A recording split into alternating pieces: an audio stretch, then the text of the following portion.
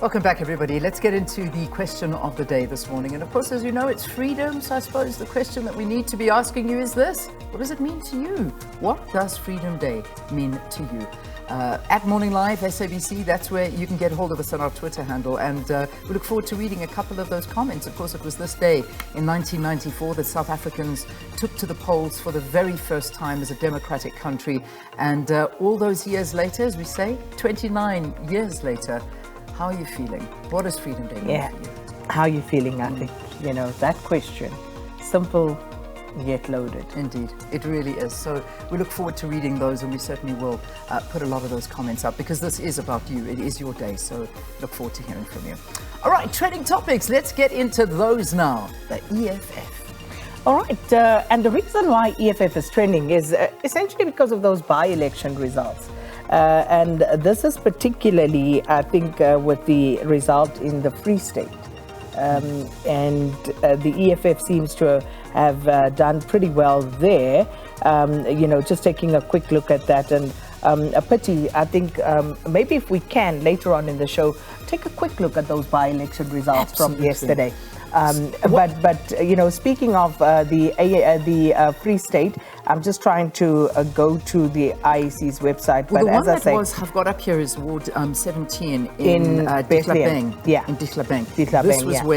This is where the EFF won. They took this off the ANC in the Free State, and so 57% is what they got. And this is a very big one for them. They win Ward 17, so they got 57%.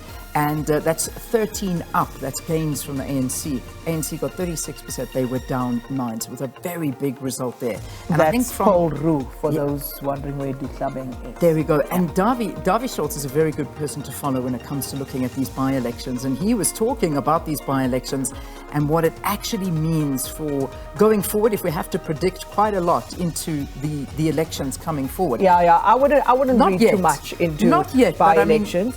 But he is saying that there's just it's been not a good time for the ANC with regard to these by-elections. Yes, because in KZN, I think the IFP also took a ward off the ANC there in that by-election.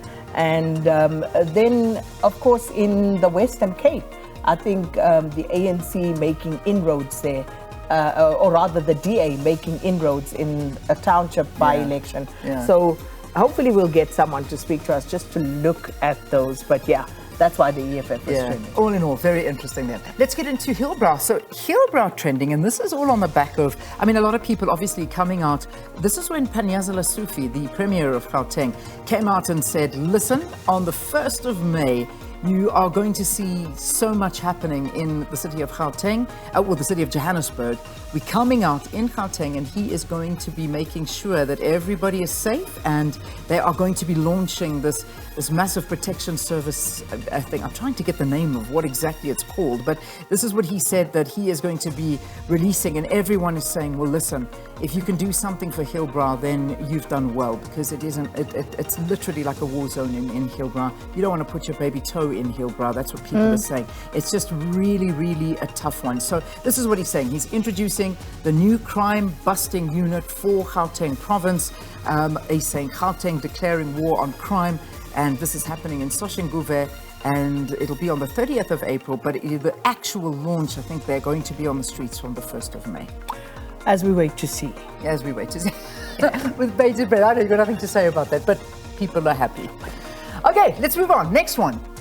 De Ruyter. So De Ruyter, of course, we're going to be talking to that one in a few minutes' time. We're going to be talking to Scopa. Scopa chairperson Mkhuleko Hlengwa waiting for us there, so we'll talk more about De Ruyter. And this is, of course, about what happened yesterday in Parliament when he appeared before Scopa. All right, and then finally, what's the next one? We got, there you go. Sure. Who are those players? Aubameyang, still in shot there. I think he kept that scoreline respectable for us. All right, well, that wraps up our trending topics for this morning.